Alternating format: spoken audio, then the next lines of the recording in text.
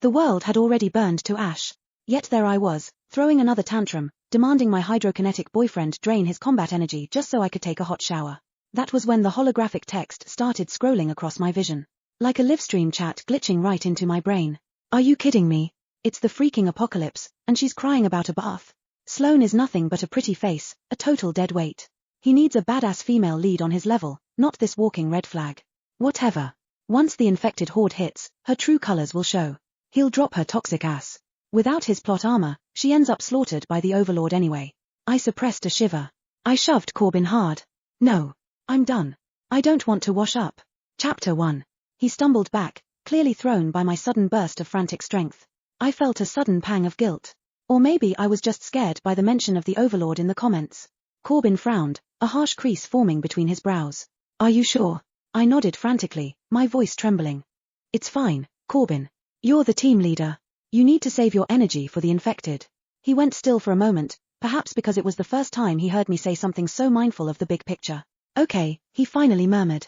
Even though I refused the shower, he still dampened a towel, cupped my face, and wiped it carefully. He was close. Too close. I could feel the heat radiating from his chest, smelling the rain-soaked ozone of his power mixed with sweat. I stared at his ridiculously gorgeous face, instinctively swallowing hard. My thirst barely lasted 3 seconds before the floating text hijacked my vision again. Sloane is so toxic and obsessed.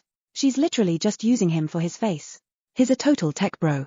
First time a girl aggressively chases him, of course he falls into her trap. Are we ignoring his powers? Hydrokinesis is wild.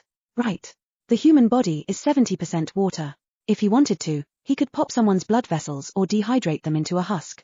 No wonder she's clinging to him like a parasite. He's the ultimate cheat code. Speechless.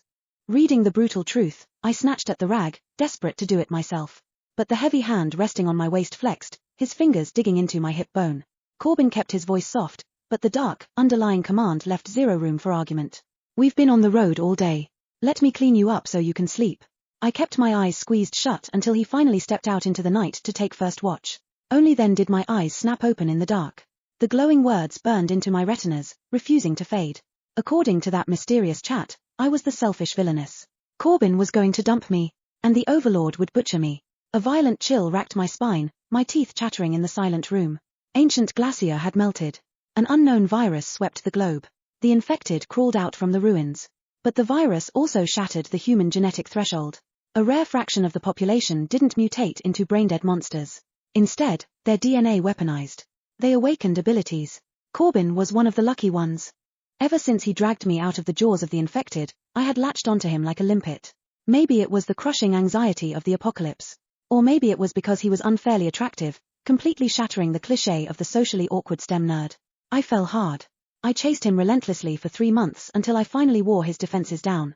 Maybe the chase broke something in me, because once we made it official, I became a total nightmare. A certified leech on the team, bossing everyone around. But since Corbin called the shots, the rest of the crew had to bite their tongues and tolerate my garbage. But now I had the spoilers. Every toxic, manipulative stunt I pulled was dragging me closer to my karma.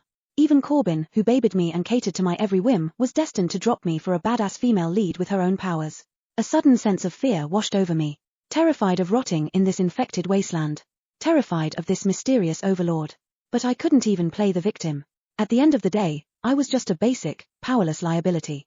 The next morning, I didn't wait for Corbin to wake me up. I scrambled out of my sleeping bag and packed my gear in record time. Our survival squad had 2 other members besides us. Duke, a regular guy with 0 powers, just like me. And Flynn, a lone wolf electrokinetic we picked up on the road. Chapter 2. Duke's eyes widened in disbelief.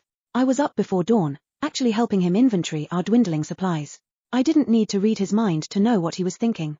Ignoring his shock, I just kept handing him MREs and ammo boxes. But my peripheral vision betrayed me, locking onto Corbin a few yards away. He stood over a map with Flynn, plotting our next route. His profile was cold and stern, completely ignoring me. Right on cue, the floating text glitched across my vision. Oh wow, is Sloane entering her independent era? LMAO, she really thinks this is gonna fix her ending? Delusional. In the original timeline, she started acting right around now too. He was already sick of her. Just watch. Once he realizes she backed off, he's going to be so relieved. I dropped my gaze. A dull ache bloomed behind my ribs. Would Corbin actually be relieved? I didn't know. But every time I looked at him, The phantom sensation of teeth tearing into my flesh spiked my adrenaline. I had to avoid him. By nightfall, Flynn and Duke were exchanging wary glances. I let out a bitter laugh in my head. Of course they were freaked out. In the past, I would complain about everything on the road. I was a walking, breathing red flag. But today, I kept my mouth shut. I even volunteered to take the wheel. Corbin shot that down immediately, so I sat quietly in the back, trying to lower my presence. If I stopped being toxic, maybe he wouldn't hate me. Maybe, when the real danger finally hit, he wouldn't just stand there and watch me get ripped apart. I took the initiative to help Duke pitch the tents and get the fire going. We moved in a frantic blur. I felt Corbin's heavy stare burning into my spine multiple times. I kept my eyes glued to the dirt.